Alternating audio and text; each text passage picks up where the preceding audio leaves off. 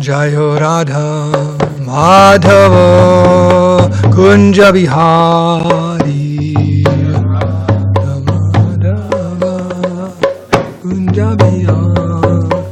Jaya Radha Madhava Kunja Vihari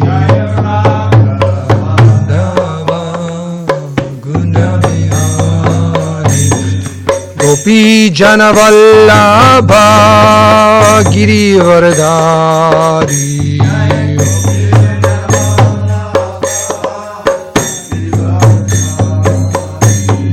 Gopi Jana Vallabha Girivardhari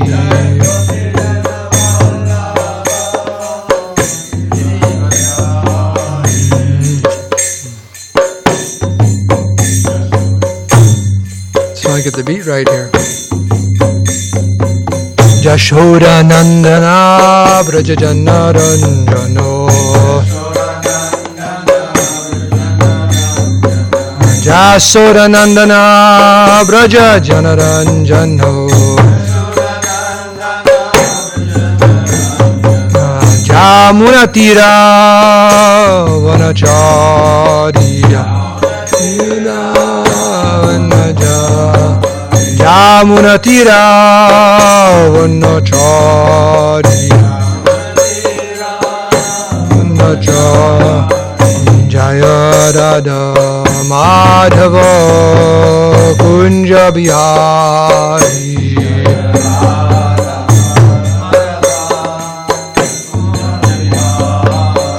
Jaya Radha Madhava Kunja Bihari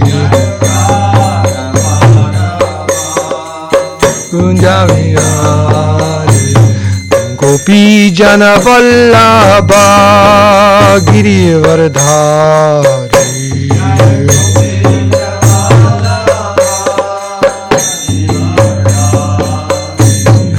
Gopi Jana Vallabha Girivardhari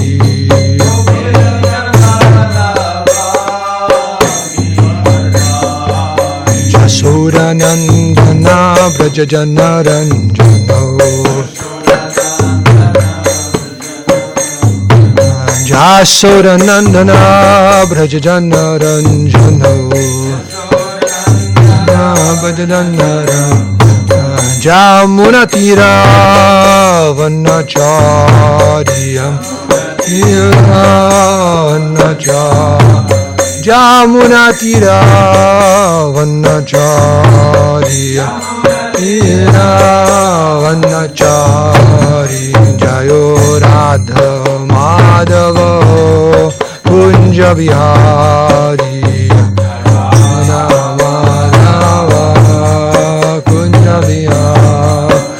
Jayo Radha Madhava Kunja Bihari Radha Madhava Kunja Bihari Oh Hare Krishna Hare Krishna Krishna Krishna Hare Hare Hare Rama Hare Rama Ramo Ramo Hare Hare Hare Krishna Hare Krishna Krishna Krishna Hare Hare Hare Rama Hare Rama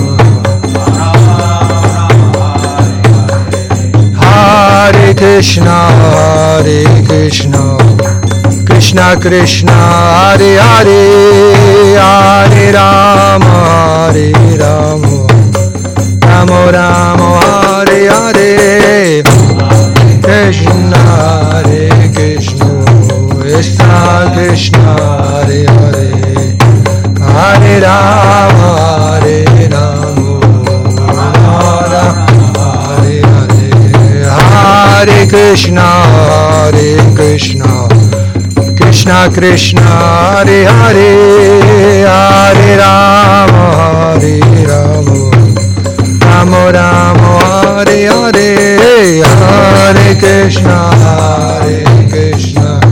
Krishna Krishna Hare Hare Rama, Hare Rama, Rama Rama, Hare Hare.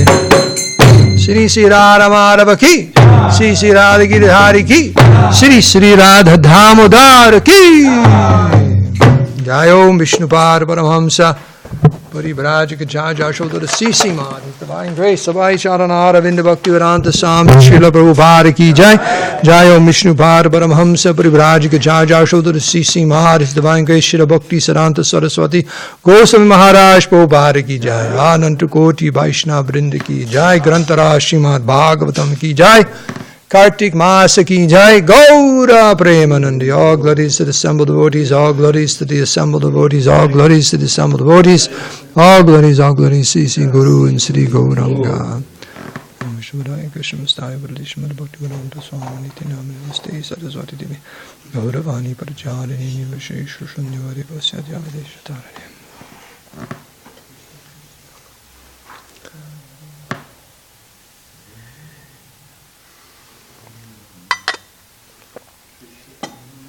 So this morning we're continuing chapter 27. We're on text 2, the third canto. Who's speaking here, Janardhan? Who's speaking this verse? Yes. Okay. Om Namo Bhagavate Vasudevaya. Om Namo Bhagavate Vasudevaya. Om Namo Bhagavate Vasudevaya. Narayanam Namaskricham Naram Chaiva Narottamam Devim Saraswatim Vyasam Tato Jamudirya Chilabhubhara ki Jai. Saesha Yahi Prakritir Guneshvabi Vishajyate Ahan Kriya Vimud Atma Kartasmit Yabhimanyate Saeshayahi Prakritir Guneshvabi Visajyate Ahan Kriya Vimud Atma Kartasmit Yabhimanyate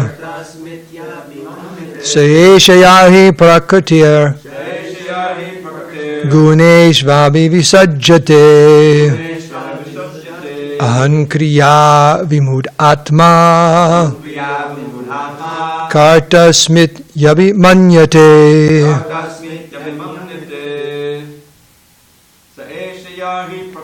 Saeshayahi Prakatir Guneshvabi Visajyate Ahan Kriya Vimud Atma Kartasmit Yabhimanyate. Saeshayahi Prakatir Guneshvabi Visajyate Ahan Kriya Vimud Atma Kartasmit Yabhimanyate. Kartasmit, yeah. Ooh.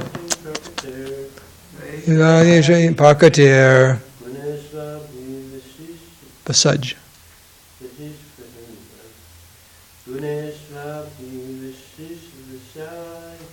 That's it. Guneshvabi Visajyate Ahan Kriya Vimud Atma Kartasmit Yabhimanyate.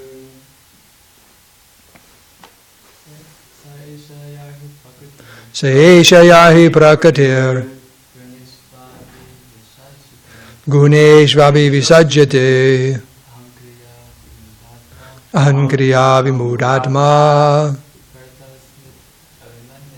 Kartasmit Yabhimanyate. Is that the chant? Saeshayahi Prakatir Guneshvabi Visajyate Ahan Kriya Vimud Atma Kartasmit yavimanyate. Synonyms. Saha, that very living entity. Eshaha, this.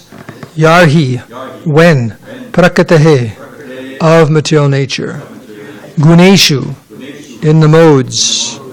Abhivisajjate, is absorbed. Ahankriya, by false ego. Vimudha, bewildered. Atma, the individual soul. Karta, the doer. Asmi, I am. Iti, thus. Abhimanyate, he thinks. Translation and purport by Srila Prabhupada. When the soul is under the spell of material nature and false ego, identifying his body as the self, he becomes absorbed in material activities. And by the influence of false ego, he thinks that he is the proprietor of everything. Please repeat. When the soul is under the spell of material nature and false ego, identifying his body as the self, he becomes absorbed in material activities. And by the influence of false ego, he thinks that he is the proprietor of everything. Oh, my goodness, that's a lot. So you think you're the proprietor of a few things, but you think you're the proprietor of everything.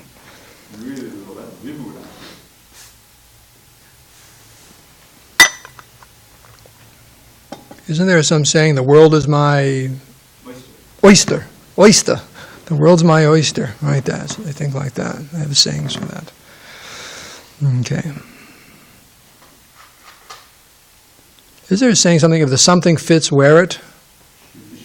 Okay. So like this verse. If the verse fits, wear it. This is, I think, talking about all of us. Every conditioned soul. Sometimes we read the philosophy and we think, oh yeah, all those conditioned souls, boy, they really have a hard time. It's like, Haribol Prabhu, look in the mirror. Like that, right? So, Lord Kapila Dev is talking to us here. Like that. At least talking to me. So the purport by Srila Prabhupada. Actually, the conditioned soul is forced to act under the pressure of the modes of material nature. The living entity has no independence. When he is under the direction of the Supreme Personality of Godhead, he is free. But when under the impression that he is satisfying his senses, he engages in sense gratificatory activities, he is actually under the spell of material nature. In Bhagavad Gita it is said, Prakate kriyamanani. This is the 3rd chapter, verse 27, we'll reference.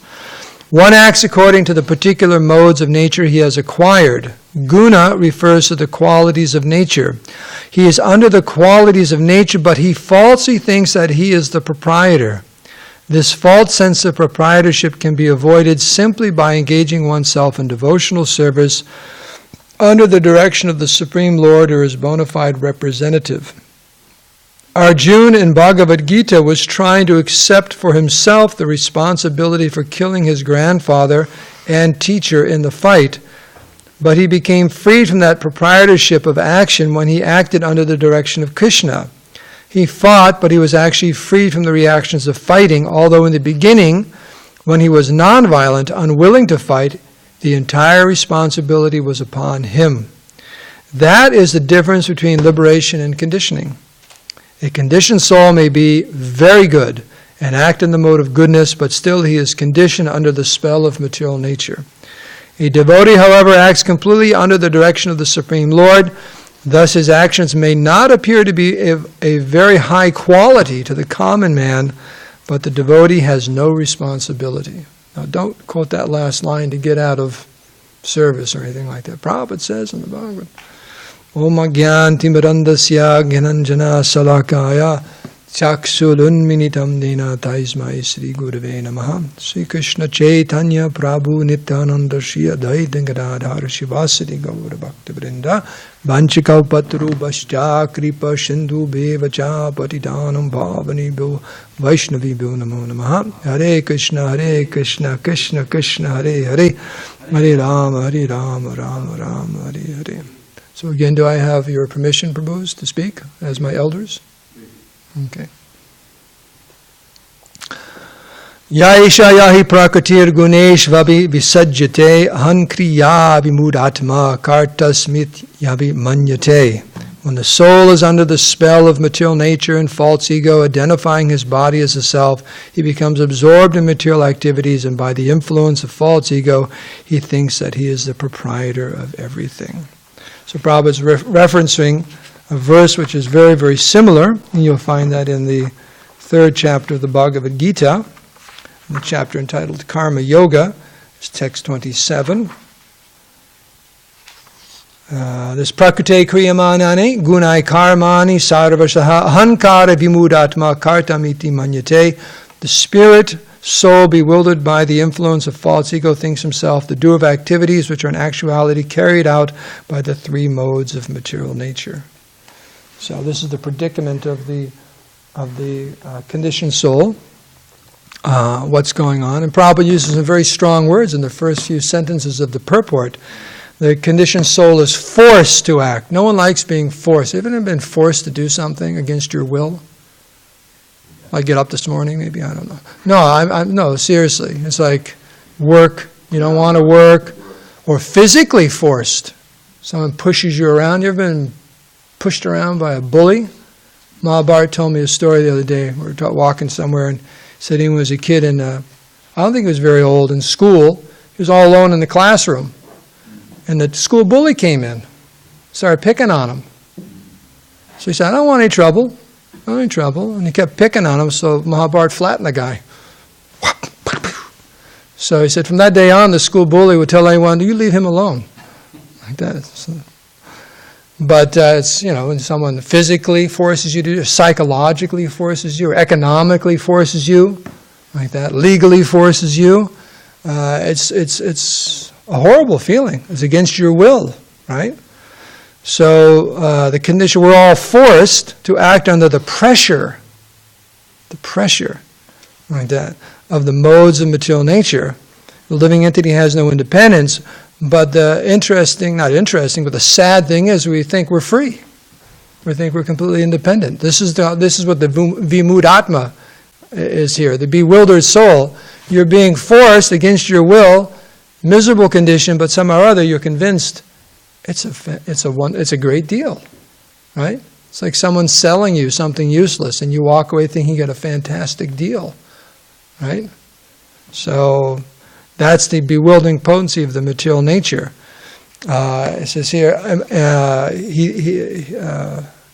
under the impression that he is satisfying his senses, engaged in sense activity, he's actually under the spell of material nature. So it has to be that way because unless there's some type of a spell upon the soul, how can he act in this material world? It's against his nature. Right? It's just we would object, right? Unless we're somehow or other bewildered, just like people are bewildered and all their money's taken from them. The gambling, right? The gambling's a great example of that. Somehow or other, people go there and lose all their money, and they're quite happy about it. They think, and they'll come back the next day or next weekend when they have some money. And it's unbelievable. I mean, there's one example after the next, how in our day-to-day life we see how people are completely hoodwinked, bewildered, and think it's just quite all right. It's just quite all right. This is the potency of Maya. The thing is, it's another word for it is sammoham, which means it's a perfect illusion, right? Sammoham is perfect. Sometimes a person can wake up to the different bewilderments and illusions in this material world.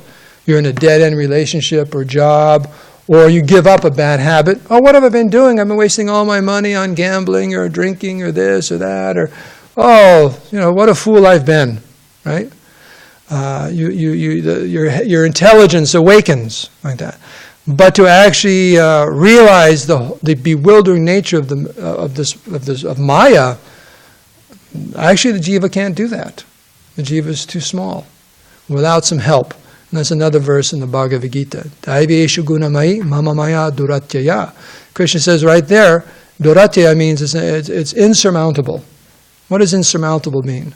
You can't get over it. Surmountable means you can get over, you can mount, but insurmountable means you can't do it. It's something you can't do. But Krishna says, if you surrender unto me, then you can easily cross beyond, like that.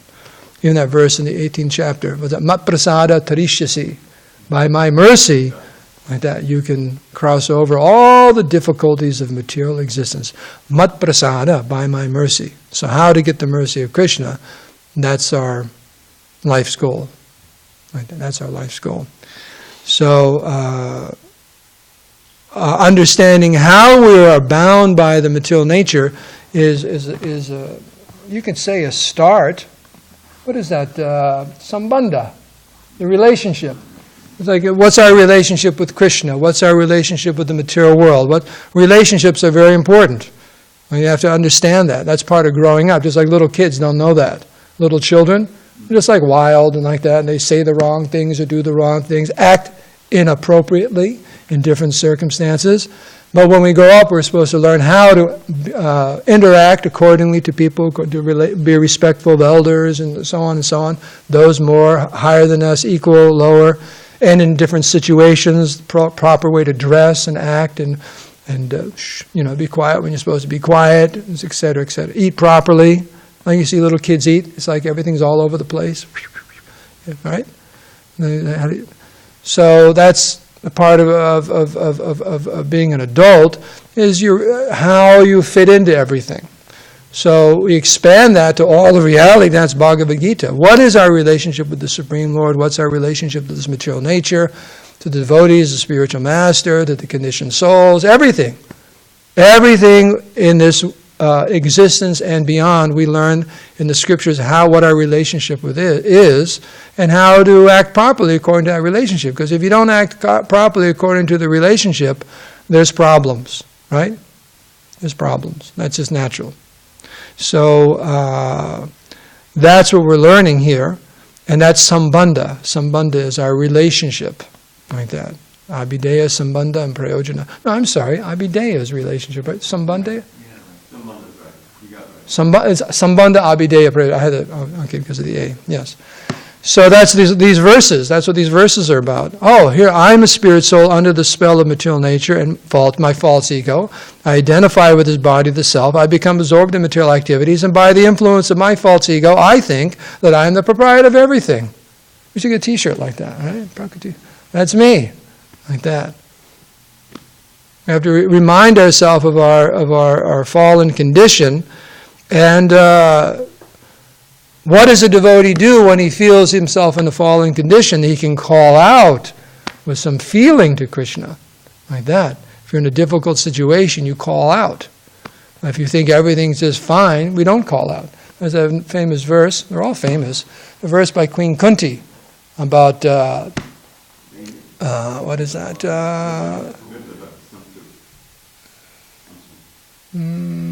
I quote that all the time. Janmaishvara Shuta Shibir Eramada Madan.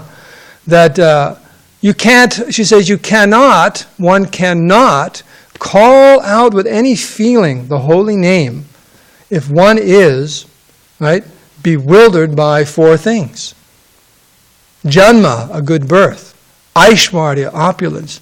Shruta, I'm very learned. And Shribir, I'm very good looking, right? So these four things, which are interesting, they are signs of piety. If someone has a nice birth, if someone has some money and opulence, if someone has learning, a good education, and if someone is good looking, that means they performed pious activities in the past. But the difficulty is we become bewildered by these things because of the enjoying spirit, right? False enjoying spirit.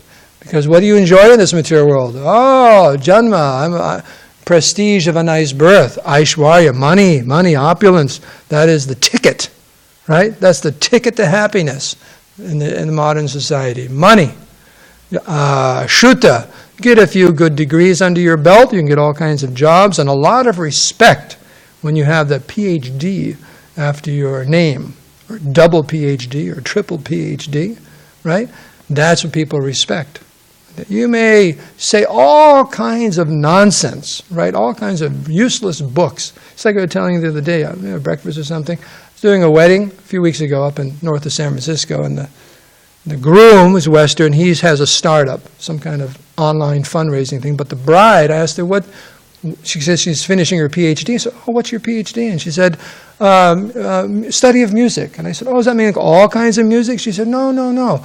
It's very specific. It's the music of Native Americans and how they use their music to object to all of the suffering they've been through, over these last few hundred years. That's what her PhD is on.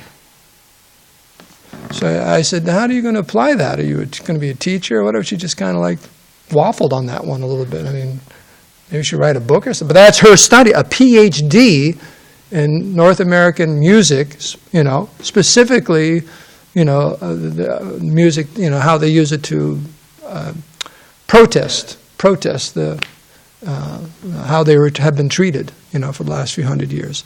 So people get a PhD. And Sri Bir, bodily beauty, that's very prominent in the age of Kali. Looking good, you got to look good. Because the bodily concept is prominent, so prominent, that you got to look good. Like that. You got to have a good appearance like that. The way you look and your clothes and your car and your this and that. So these things become, they feed the enjoying spirit. They can. Automatically, you fall right into it. Right? Just like you get some extra money, Ryan. Like Ryan gets a $500 check in the mail. So what do you start thinking? Going to Disneyland. Okay, so like that. So we'll go around the room. You get extra $500. Even it may be, let me save it. Like that. Of course, devotees extra $500. Oh, let's do something for Krishna. But the materialistic mentality is, all this extra money. Like, there's a big spike in spending and everything for useless things right after tax time. Right? People get their tax returns. They're waiting for it. Let me, they don't reinvest it or whatever. It's like, let's go do something, you could say frivolous or whatever. A lot of people do that. So the enjoying spirit is so heavy like that these four things carry away a person's humility. And in that such a state, Queen Kunti says, one cannot call out upon the Lord with any feeling. And that's the key, because this is our actual situation. If one is bewildered by these things, one forgets all of this. How we're acting under the pressure, we're forced to act under the pressure of the modes of material nature. Very dangerous position. Very dangerous. It's like a prisoner under, high security prison, like that. Very dangerous. You've seen sometimes these these documentaries, little parts of these documentaries in prisons. I mean, it is so intense. I saw this one thing about how they feed people on death row. Have you seen this? These people on death row in these really heavy-duty prisons, they could care less what they do. So people used to come and give them a thing of food, and they grab the person's arm and bite off their finger, or just start to strangle the guard or whatever. So they had this scene there where it's two guards. They all have body armor and a thing in front of them, because the guards will just spit in their face, and these gloves and this cart and this little opening, and they kind of like push the thing in there it's like a man-eating tiger in there or something like that. That's what they have to do just to get the person food. Wild. It's like, but you got to, keep them alive, $40,000, $50,000 a year, until someone decides maybe we should kill them or not, or what the law is in that particular state. And this is what they do. So that's just one example. So we think, wow, that's amazing. But our position is even worse. The soul being, the amount of pressure and force we're under and bewilderment, it's even worse than that. So it's a very, very difficult situation. And Prabhupada says at the end of the purport here, the difference between liberation and conditioning is that one thing of just acting on behalf of Krishna instead of on behalf of ourselves. And that's what we're learning in devotional service. And that's why it's superior even to other processes of spirituality and religion. Because even the yogi's thinking, I'm acting on my own behalf. Right? The jnani, the karmi, they haven't given that up. Bhukti mukti siddhi kami, sakalaya santa. That's why they're not peaceful. They haven't accepted Krishna and acting on behalf of Krishna, whereas the bhakta, atayava santa, he's always peaceful. He's always very peaceful. And Prabhupada says at the very end here that Arjuna, you think, wow, this was some people, their mundane understanding of Bhagavad Gita, they're upset. that Krishna incited Arjuna to violence. Wouldn't it be better if there was a choice between violence and non-violence to convince the person not to fight? Right? You think like that, right? Bhakti Larry, Bhakti Dev are out on the patio. They're ready. They're going to duke it out, right? He stole his his prasad. They're going to fight it out. So Ryan steps in there, and you think, well, he just diffuses everything, and a peaceful situation. That's very good. He doesn't go ahead, punch him, get him. He deserves it, right? So, Ryan, what are you doing? Break it up. No, let's go. See, right? So Krishna's on the battlefield. Arjuna's ready to just walk away. Peaceful, like that, no violence. But Krishna says, no, you fight. And that fighting was actually, that's perfection. And he was completely peaceful. Very, very peaceful. You see pictures of Arjuna on the battlefield. He's always very peaceful. He's always quite happy. Arjuna, Krishna are right there on the battlefield. And that's an intense example. You're fighting someone. But it says here that he has no responsibility. Like that. He's acting 100% in Krishna's will, and therefore he's very, very peaceful and properly situated, and there's no karma. He's not acting, there's no bewilderment.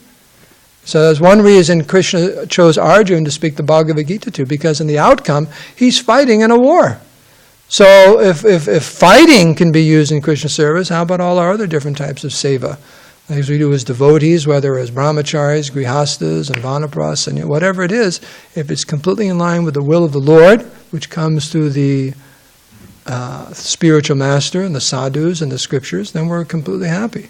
Whereas when the jiva, the soul, tries to act on their own, thinking, I'm the proprietor of the results of these actions, or I'm the proprietor of these different things, just like the verse here. This one here is interesting, this kriya, what does it say? He becomes a proprietor of everything, and this is, I'm the doer. So the doer, the proprietor, as long as we have that type of mentality, we'll never be peaceful, we'll never be happy, because it's not true. It's not true. It's absolutely not true. So Krishna is very, very kind. Krishna takes control of the devotees' lives. And directly and through the agency of the material nature, he helps us learn all the lessons we need to learn. So if you're ever frustrated in life, thank Krishna. My dear Lord, thank you so much for pointing out this dead end. Like that. And of course, if we're not 100% bright, we'll go some other avenue. And then, oh, my dear Krishna, thank you for pointing out this dead end. Like that. So it's how many dead ends we want to go down, how much, like one person said to Prabhupada, a guest or something about, eventually we'll get back to Godhead. So many lifetimes. Prabhupada said, yes, it just depends how long you want to stay here and suffer. He was trying to make the argument, what do I have to worry? Sooner or later, it's guaranteed I go back home, back to Godhead. Krishna's so kind, he's made this material world in such a way where every single jiva eventually goes back. And Prabhupada said, yes, it's just a question of how much you want to suffer. Because staying here means suffering. So the sooner the lesson is learned, the better. Isn't that a fact? The sooner the lesson is learned, the better. It says, the false sense of proprietorship can be avoided simply by engaging oneself in devotional service under the direction of the Supreme Lord or his bona fide representative. I would say is a key sentence in this purport, in this verse, like that. So whether one's Lord Brahman thinks, I own a whole universe. Wow, I own a whole universe.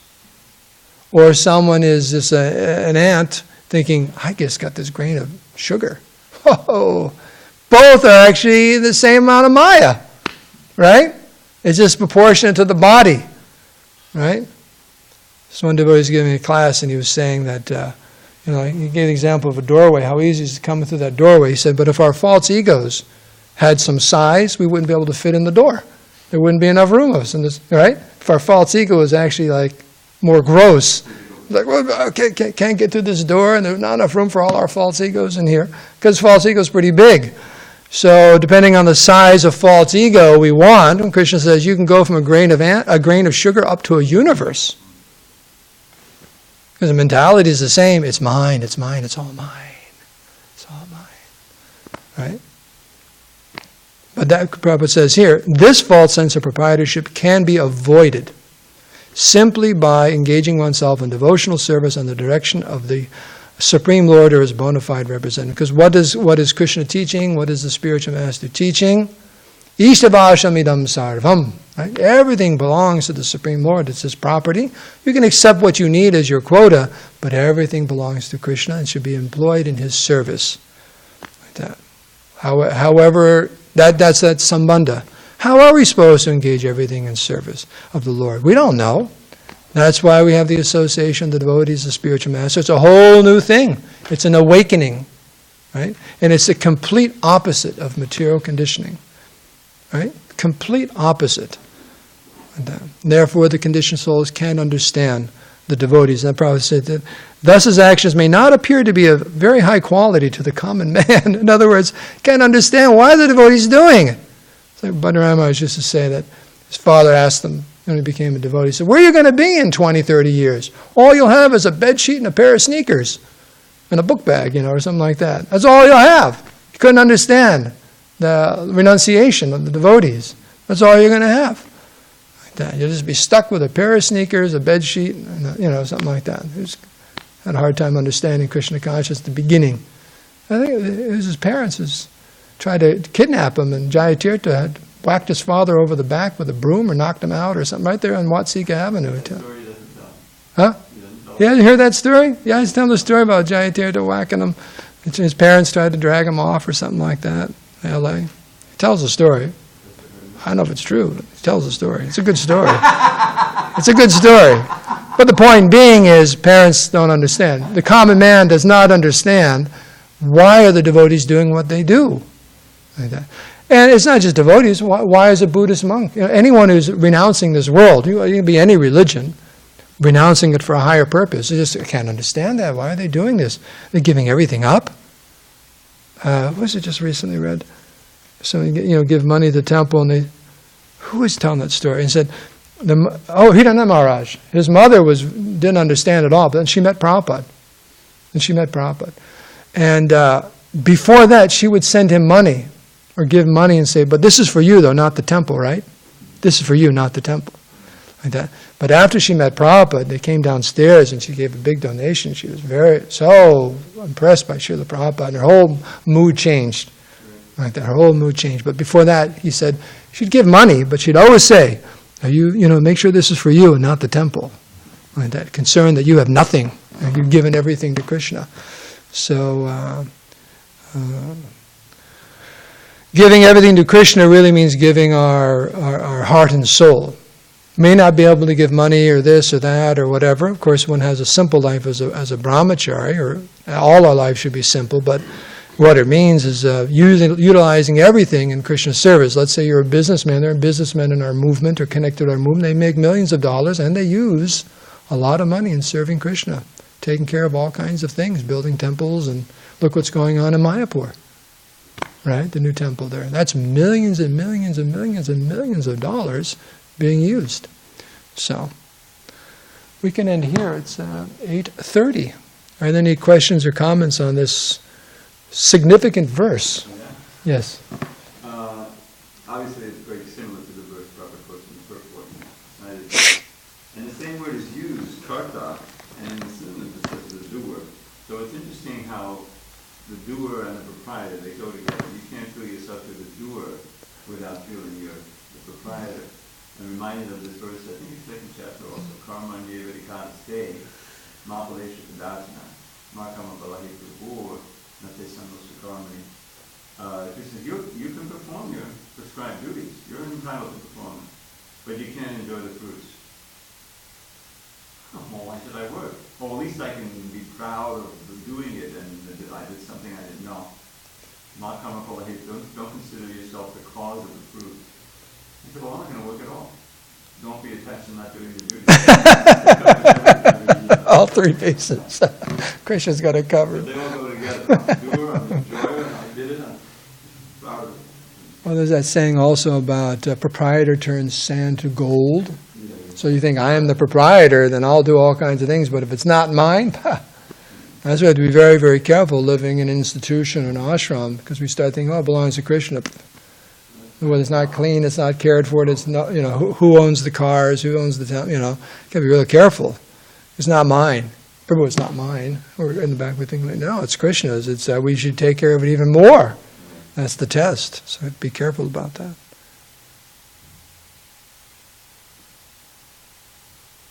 Looks like your feet disappeared.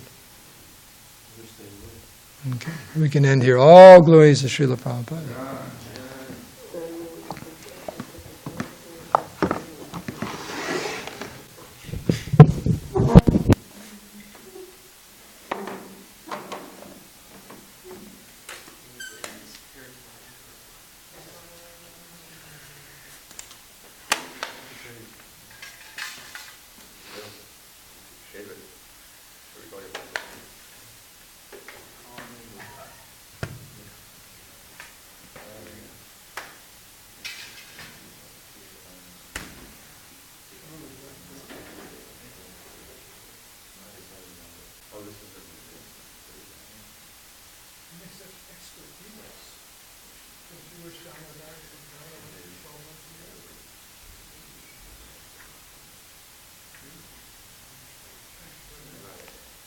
Is it did you actually see that or you have to not?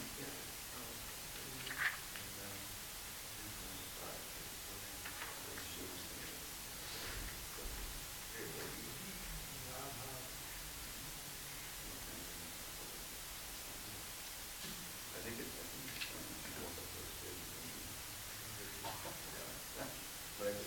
that's the only thought.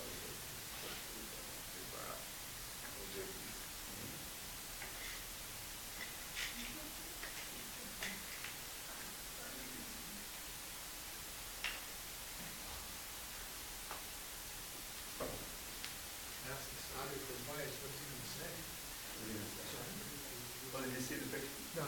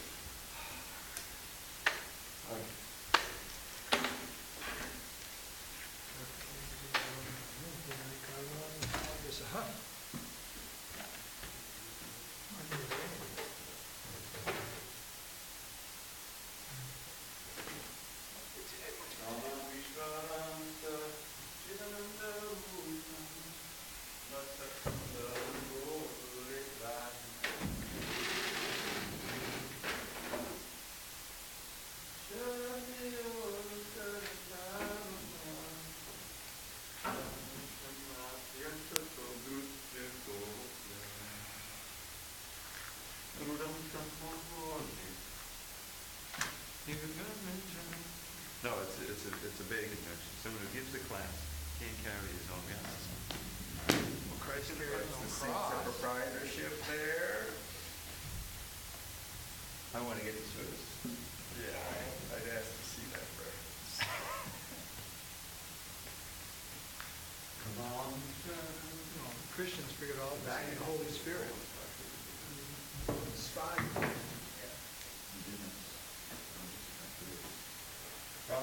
Yes.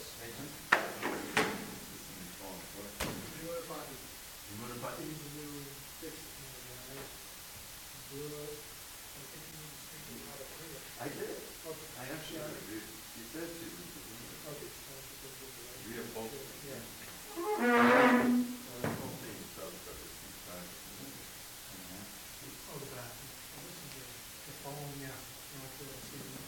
Yeah. That's it. Nice devotee from New Mexico, maybe.